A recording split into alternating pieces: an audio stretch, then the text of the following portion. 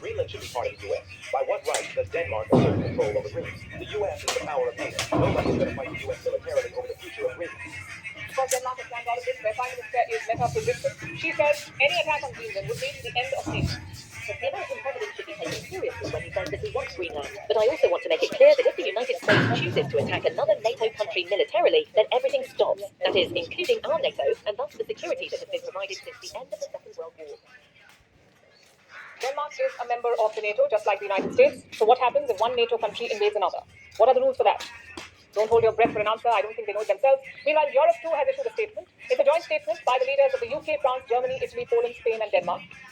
And they make 3 key points in this long statement. 1, Greenland belongs to its people. 2, only Denmark and Greenland can decide its future. And 3, Arctic security must be collective and international law must be respected. Now you would think, wow, look at Europe taking a stand. But then you read this part.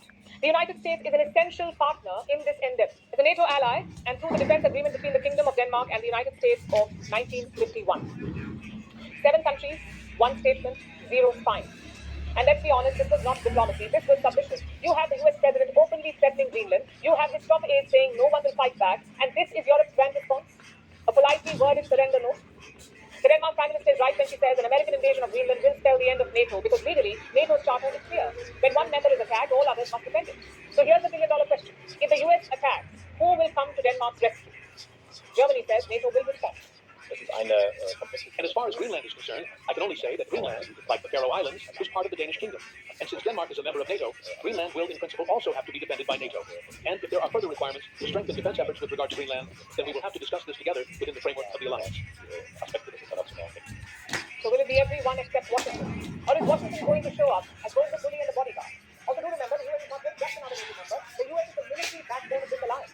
In 2024, NATO's total defense budget was around $1.47 trillion, and the US share alone was around $967 billion. That is 66% of NATO's firepower coming from one country, the same country that is now threatening another member. So NATO was built to stop an empire, and now it is hostage to another. This is the biggest test in the military alliance's history. If NATO survives Donald Trump, it will have to reinvent itself. If it does not, history won't blame the Arctic cold. It will blame the allies who stayed silent. Also, guess who's having the last laugh here? Russian President Vladimir Putin. This was an alliance built to contain his country. Now it is just entertaining. The world doesn't sit in boxes.